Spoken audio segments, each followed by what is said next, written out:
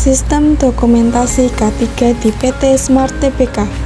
Video ini dibuat untuk memenuhi tugas mata kuliah MK3L yang diampu Ibu Julia Sari Prasetya MT. Sebelumnya, perkenalkan, saya Sri Nurhayati, jurusan Manajemen Bisnis Industri Furnitur kelas A, NIM A013240223. Di video ini saya akan membahas tentang pengertian, tujuan, peraturan K3, dokumen K3, SOP standar pemeriksaan alat transportasi, laporan tanggap darurat, pelatihan K3, data kecelakaan, serta hasil audit yang telah dilakukan. Pengertian dokumentasi K3 itu sendiri yaitu kumpulan dokumen dan catatan yang digunakan oleh perusahaan untuk mengelola dan memastikan keselamatan serta kesehatan karyawan di tempat kerja, termasuk kebijakan, prosedur, pelatihan, laporan insiden, dan hasil inspeksi K3. Tujuannya yaitu untuk mencatat semua aspek keselamatan kerja, mengidentifikasi potensi bahaya, menciptakan lingkungan kerja yang aman, dan untuk mengelola risiko. Dengan sistem dokumentasi K3 yang baik, perusahaan dapat memastikan bahwa semua aturan keselamatan yang diikuti dan risiko kecelakaan dapat diminimalkan. Peraturan K3 di perusahaan.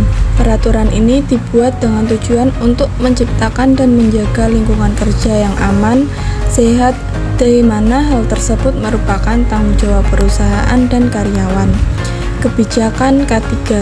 Kebijakan ini bertujuan untuk memastikan keselamatan kerja dengan menerapkan langkah-langkah seperti analisis risiko, pelatihan, pelaporan kinerja, perlindungan dari bahan kimia berbahaya, dan pemberian asuransi untuk pekerja. Semua ini dirancang untuk menciptakan tempat kerja yang aman, sehat, dan berkelanjutan bagi pekerja, komunitas, dan lingkungan. SOP di PT Smart Tbk. Dokumen ini mencakup beberapa tahapan proses mulai dari penerimaan tandan buah segar, sterilisasi, klasifikasi perondolan, pengepresan, spesifikasi minyak, pemulihan minyak, hingga pengolahan kernel dan manajemen boiler. Setiap bagian dijelaskan secara rinci, mencakup tujuan, prosedur operasional, pemantauan parameter, serta langkah-langkah pengendalian kualitas dan efisiensi.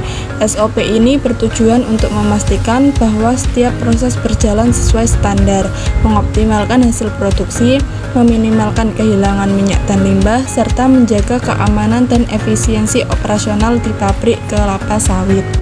Standar pemeriksaan transportasi. Formulir ini bertujuan untuk memastikan bahwa kendaraan yang akan digunakan telah memenuhi standar operasional yang telah ditetapkan.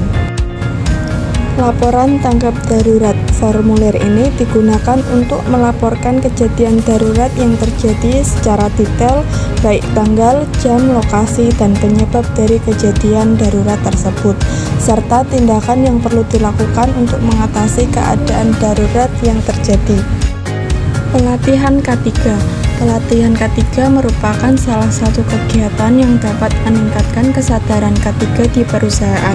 Salah satu pelatihan K3 yang diadakan yaitu webinar tentang mitigasi penyebaran virus saat pandemi corona terjadi. Data kecelakaan kerja. Dari data yang saya peroleh, kecelakaan kerja yang terjadi di PT Smart Tbk di tahun 2020 sebanyak 168 orang mengalami cedera dan 3 orang meninggal dunia.